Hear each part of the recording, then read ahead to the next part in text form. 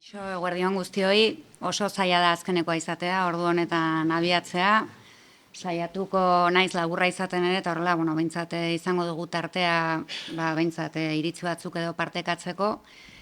Eta, abiapuntu bezala aipatzea, Inigok jarri duen marku orokor horreri lotuta, saiatuko naizela pixkat Nafarroa garaian lurreratzen, eta Nafarroari dagozkion hainbat kontu plazaratzen, ez? Eta nonbaitetik abiatu behar baldin bagara, lehenengoa baieztapen bada. Hemen hitz egiten aritu gara, segregazio sistema bat gainditzeaz, hizkuntza askatasunean oinarritutako sistema bat, eta horrek izan dituen zailtasun eta muga guztiak gainditzeaz, eta Nafarroaren kasuan kontua da, hortik baino abiatzen garela bere burua autoezeztatzen duen marko juridiko batetik. Eta horrek ekartzen duena da, urratsak eman direla, azkeneko urte hauetan, eta eman diren urratsak borrokatuak izan dira, eta urratsoiek hizkuntza askatasunaren sistema hori behintzat eraiki ahal izateko norabide horretan edo eraiki direla, ez? Beraz, kontraesan horretan bizi gara. Hori esan da, saiatuko naiz labur-labur, ze Inigok bota ditu zertzela da nagusiak, ikuspegi juridiko, politiko batetik, ibilbide bat azaltzen, azkeneko 40 urte luze hauetan Nafarroan egindako ibilbidearenak, eta saiatuko naiz ere apaltasun osoz apuntatzen, azkenean gure artean, ez, aurrera egiteko bideetaz eta estatus politiko berri batetaz ari garela, euskararen auzia non kokatu genezaken, ez. Beraz, ibilbide hori, egiten hasiko gara, lehenengo eta bigarren atal horretan. Lehenengo atalari dagokionez, dela pixkat zein den, Nafarroako marko juridikoa, Nafarroako marko juridikoak 40 urte baino gehiago ditu, eta 3 lege nagusi hoietan dauka oinarri, esan bezala lege bakoitzaren interpretazioak ere bilakaera bat markatzen du, baino 3 hauek dira, ez. Konstituzio espainiarrari dagokionean gazteleraz hitz egin dugu, baina bere bigarren artikulu horretan aipatzen duena da, Espainiako gainerako hizkuntzak ere ofizialak izango direla autonomia erkidegoetan bere estatutoetan jarritakoaren arabera. Hori zioen 1978ko konstituzio horrek, eta hau izan zen Nafarroan Foru Hobekuntzak 82an egin zion itzulpena. Itzulpen horretan, esaten duena da, ez du esaten, beste hizkuntza hori ofiziala izango denik, baizik eta euskara ere hizkuntza ofiziala izango dela eremu euskaldunean. Ez du zehazten, zein den eremu euskaldun hori, eta ez du zehazten, zein den ofizialtasun erabat mugatu horren, zonalde batera mugatzen duen ofizialtasun horren edukirik. Hartzen baditugu, Espainiar Estatuko beste erkidegoetako estatutoak mingarria ez ezik larria da erabat, konparazioa, ez? Berdin zaite Katalunia, Galizia, Islas Baleares edo Valentzia bera, ez? Non Valentzian ere aitortu egiten den katalanaren, edo beraiek deitzen duten bezala, valentziarraren ofizialtasuna, eta erregulatzen duen, bi zonalderen arabera, eduki jakin batekin eta barrez. Baina konparazioa zinez larria da, ikusten nola bete den beste erkidego guzti horietan mandatu konstituzional hori, esan gabe doa ez naizela konstituzio zalea, eta horrek izan duela itzulpen bat erkidego bakoitzaren arau nagusietan. Eta hortik salto egiten dugu euskararen labera. Ikusi dugun bezala, mejoramenduan bi zonalde markatzen ziren, zonalde euskalduna, ez benekila oso ongi zer zen, eta beste guztia. Euskararen legean, batean 3. zonalde bat agertzen da, zonalde mistoa deitzen dena. Eta zonalde mistoa da, Nafarroko biztanleriaren 60% baino gehiago, hau da, 2 eren barne biltzen dituen zonaldea. Iruña eta Iruñaren inguruko Iruña herria. Kasualidadea, biztanle gehien eta hiriburua dagoen tokia, zonalde batean bilakatzeaz. Ezaguna da, hemen zaudeten guztiok ezagutzen duzue perfectamente legedia, besterik gabe aipatu, bi adibide jartzeagatik, zonalde horiek zer eragina dute administrazioarekiko harremanean. Zonalde euskaldunean euskaraz hartatua eta erantzuteko eskubidea duzu.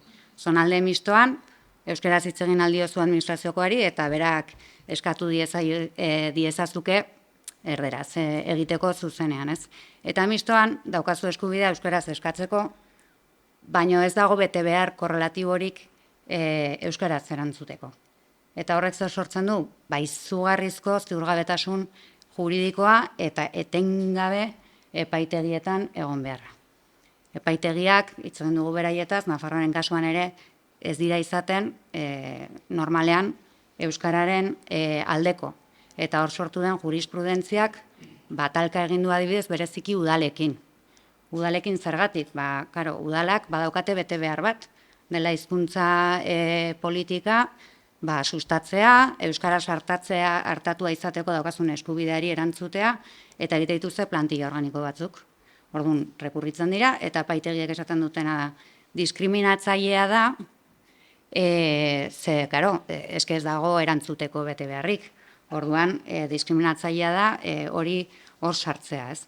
Eta horrek talka egiten du beste gauza askorekin bezala, baina autonomia municipalarekin eta udaletxe bakoitzak ere daukan horrekin, ez? Horrekin esan nahi dudana da, egon da bilakaera oso bat, zonalde mistoa bada zerbait asmatu zuten aia lege honekin, atzetik zetorren bide horretan, urte guzti hauen joan etorrian esan dezakegu juridikoki egin handi batean ustu egin dutela eskubidez zonalde mistoa, epaitegiak erabili dituztelako hori ez, diskriminazioaren aitzakipean hori dena berantza egiteko, eta hori izan da, ez, pixka bat izan dugun marko juridikoa, konstituzioa lorabna eta lege honek mugatuta. Egon dira, bi aldaketa txiki, horra aipatzen direnak, lege honetan, hamarkada guzti hauetan zehar. Eta bilakaerari dagokionez, hori duela 40 urte ezarri zen, bilakaerari dagokionez, gauzak gertatu dira, 40 urte hauetan, ez? Lehenengoa, Europar araudiaren garapen bat egon dela, ez? Iñigok aipatu du, hizkuntza gutxituen karta Europarra erreferentziazkoa da, hor esaten dena da euskara sustatzea ez dela zerbait diskriminatorio bezala hartu behar, administrazioak ez direla neutroak, bultzatu behar dutela, ezagutzen duzuen guzti hori, eta hori berez, zuzeneko aplikazio bat izan beharko luke ere, kasu honetan, Nafarroan, rangoaren gatik hor goian kokatua dagolako, ez? Legedia bera ere aldatzeko aukera emango luke, honek eskatzen duen gaurkotzeak, ez? Baina, karta horren funtsak, Euskal Herri osoan eta Nafarroan era larriago batean biztaratuta, bete gabe jarraitzen du, ez? Eta azkeneko ebazpen batzuk ere, adituen kontseiluarenak, tiron de orejas txiki bat ematen diote, Nafarroari, ez betetzeagatik ora aipatzen diren kontuak, ez? Eta gero daukagu bilakaera soziolinguistiko bat aldatu da Europar legedia, baina aldatu da ere oztopo guztien gainetik hiztunen eta euskara ulertzen dutenen atalaseak Nafarroan, ez? Eta, datu ezberdinak ekarri ditut, badakiz goizean beste batzuk ere manejatu dituzuela, hauek Nafarrokoak dira, hau da bilakaera, eta hau da gure realidadea, hor gaude, bai. Erdaldunen kopurua ikusten da ere non jarraitzen duen egoten, eta non gauden euskaldunak eta euskal hartzaileak, eta gero badago bilakaera bat zonalde ezberdinen arabera. Hemen bakarrik jarriko dut adibideak, Altsasu oso sarrera ahula izan zuen, 11,7 bakarrik ziren euskal hartzaileak, eta ritmo lento, de cambio, Nafarroan beti hola gara, 37,8, baino badago, hori zer ba? Hori da bukatzeko denbora iritsi dela agian, ez? Hori da, naiz,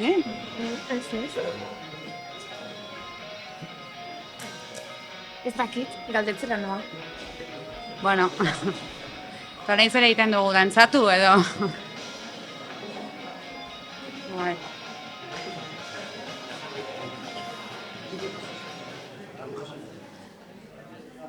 Bueno, honek jartzen dio.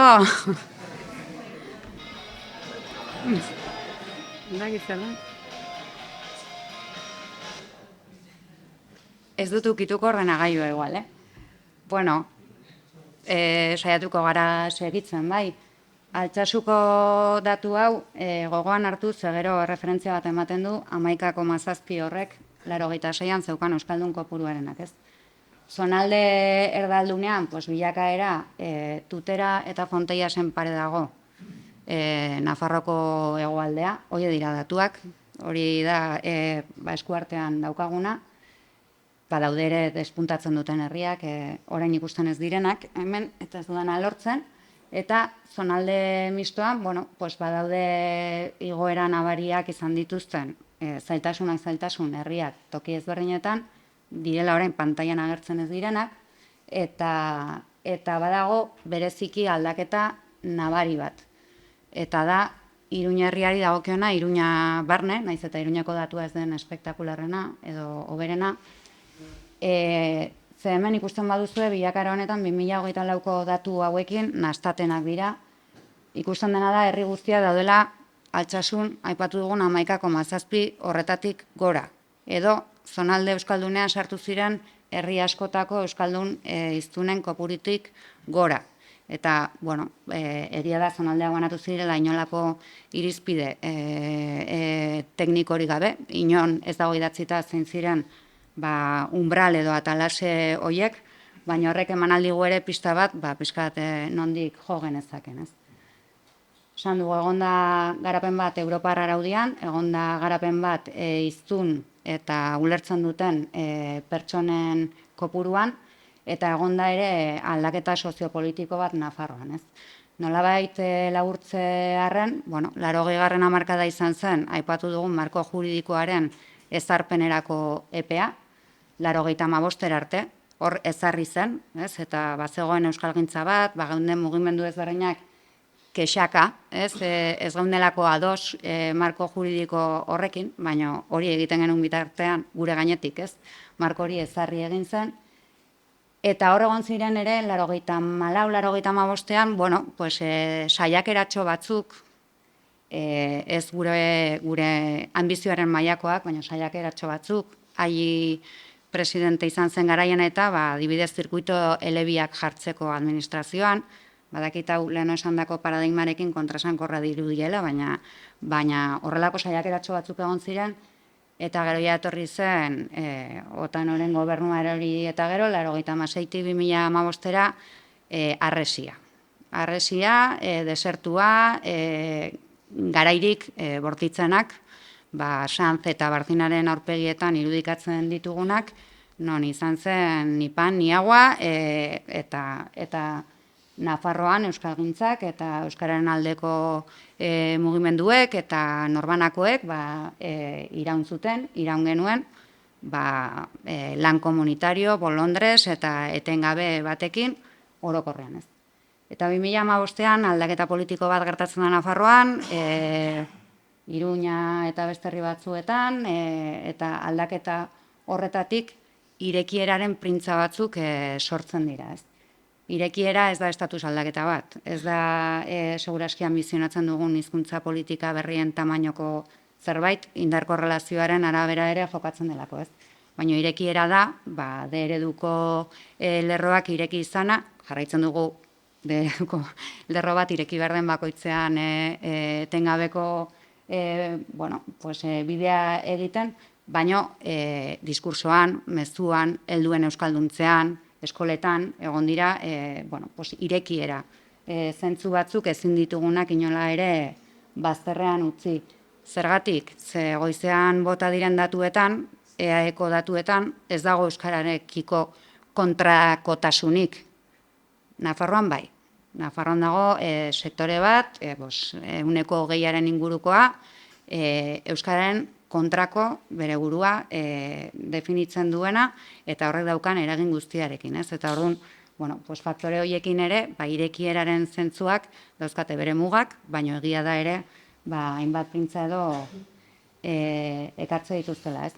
Eta periodo horretan, egon dira saiakera ezberdinak, bereziki bat nabarmendu beharko litzateke, 2015 legegintzaldian, hemen dagoen pertsona batek ardura berezia izan zuen horretan, Davidek, parlamentuan euskararen lege berri baterako saiakera eginez. Eta etzen, inoraino iritsi, ez. Eta orduan, galdera da. Beste modu batez ere banatu litezke, baina hiru garai hauek bizi izan baldin baditugu, hiru etapa hauek pasa baldin baditugu, zein da euskararen bizi berritze norabide orokor honetan iriki beharko genuken 4. etapa, bai. Eta zenbat iraun dezake irekieraren etapak. Eta, hemen sartu gaitezke, iritzi ezberdinetan, ez? Seguraski, ez gaude eaen zaudeten puntu berdinean esaten duzuenean edo orain, edo ez dago besterik, ez? Seguraski gu gaude irekiera horretan baldintzak sortzen jauzia deitu dugun 4. etapa bat, erein ahal izateko, ez? Eta ari gara hor. Espero dugu, edo nahi dugu, edo uste dute hori dela hemen gauden guztion borondatea, 4. etapa deitzea jauzia, ez? Eta orain jarriko dizkiogu izenak horri. Baina bide hori egiten ari gara, kontrakotasun handia dagoen lurralde batean ere egon gaudelako, ez? Eta zein da jauzia? Hori da galdera, ez? Eta zentzudunena da pentsatzea, ez dakit bihar etzi edo etzi damu iritsiko garen, baina zentzudunena da pentsatzea jauziaren lehenengo partea datorrela euskararen aitortza batetik.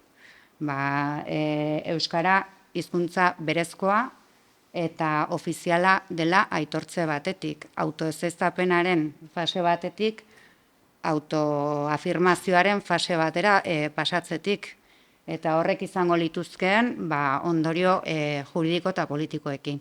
Eta ados nago, estatus hau dela estatus juridiko bat, baina ere da estatus politiko bat, argi eta garbi, eta da Nafarroan hori horrela barneratzea. Hori da bat, eta noski ofizialtasun horrek ero izan beharko du eduki sustantibo bat. Eta eduki sustantibo hori izan daiteke, hori bai, izan beharko du ere, progresiboa, graduala, dauden kontrakotasuna gainditu eta bidea egiteko gaitasuna emango diguna anbizio guztiarekin, ez? Euskal Herria euskaldun baterako anbizio horrekin, ez? Eta pixkat Inigok ere aipatzen zuen, nola aipatuko dugu euskararen lurraldea aipatu gabe, ez? Behintzat anbizioan ere hori egon beharko litzateke. Eta hemen ez du sartu, baina hori pasatzen da, edo oso lotua dago, eztabaida hau, noizbait, Nafarroako estatusa definitzen duen amejoramenduaren eztabaidan nonbaitera iritsiko baldin bada, hau da, ukitu behar den gai bat. Badago, momentu honetan Nafarroako parlamentuan ponentzia bat irekita, foru hobekuntzaren inguruan, modu batez edo bestez estatuan ere eztabaida hori zabali dago, EAen ere, estatusaren ingurukoa, eta Nafarroko foru hobekuntzari buruz, estatusari buruz eztabaidatzea hau ukitu gabe, nahiko zaila, ez litzateke egin daitezke bestelako kontu batzuk, baina benetan fase berriak ukitzeko moduan hori litzateke, ez? Eta bitartean, nola esaten dugun, ez, ireki nahi dugu 4. etapa historiko hori, ez, jauzi bat emateko, eta bitartean, egia da, euskararen legearen nolabaiteko aldaketa estruktural batzuk, edo hainbat aldaketek, bide eman beharko lioketela zonifikazioaren gainditze horri, ez. Oso jopuntuan dago, zonalde mistoa, hiriburua ere hor dauka, eta zonalde mistoaren egoera da ziurgabetasun erabatekoarena eta zentzurik ez daukan egoera bat, ez? Erresa litzateke, zonalde bat kendu eta birekin tiratu eta gero hurrengo fasera pasatzeko modu bat, ez? Baina hori hor egongo litzateke, ez? Eta gero egia da Nafarroak dauzkala 200, orain erratuko naiz, baina uste dut 256 entidade lokal, hori beste herrialdetan, baina desente gehiago da, eta udalerriek hartzen dute izugarrizko garrantzia, ez? Eta Euskararen legeak bakarrik dauka irizpide bat, dela udalerria kokatzea irizpide bezala, ez? Zonaldeak egiterako orduan, ez? Orduan, autonomia municipalaren tiratze horretatik ere, pues bada aurrera egiterik, ez? Eta azkeneko puntua, ze hori ere zait ongi atera, hezkuntzari erreferentzia egin zaio, besterik gabe aipatzea datutan, gaur-gaurko 50% eskolarizatuen artean ez daukala inolako harremanik euskararekin. Ez da A ereduaren antzeko zerbaiten bidez ere, ez? Eta D eredua, nahi dugu D eredu 2.0, baina bitartean daukagu D eredu normala, ez daukagu pai, ere bai, eta D eredu normal horretara 130%ko sabaia ez dugu sekula gainditu. Eta datuek adierazten dutena da, ez dugula gaindituko. Urrengo hamarkadan, natalidadeagatik, migrazioagatik, eskolaratzengatik eta barrez. Izugarrizko urratsa litzateke aitortzaren bide horretatik euskararekiko harreman minimo bat ere sustatzea lortuko baldin bagenu, ez. Eta azkeneko inkestek, eta horrekin bukatzen dut, eta bereziki fokoa jarriko nuke Eusko Ikaskuntzak Nafarroko gobernuarekin duela hilabete batzuk egin zuen azterketa horretan, esaten duena da, badaudela hainbat elementu diskursibo Nafarroan kriston garrantzia dutenak ze kontrako asko dago, elementu diskursibo batzuk lortzen dutela erresonantzia sozial positibo bat. Hau da, erantzun positibo bat. Eta galderak ziren, euskara sustatzenen alde zaude, bai, 73% baino gehiago. Euskara nolabait eta horren inguruko kultura eskolaren bidez behintzat aurkezteren alde zaude 83%. Bai, badauzkagu hainbat pista horretarako bidea eman beharko luketenak. Eta ez dakitzen luzatu nahi zen, saiatu naiz laburtzen atope. Eskerrik asko.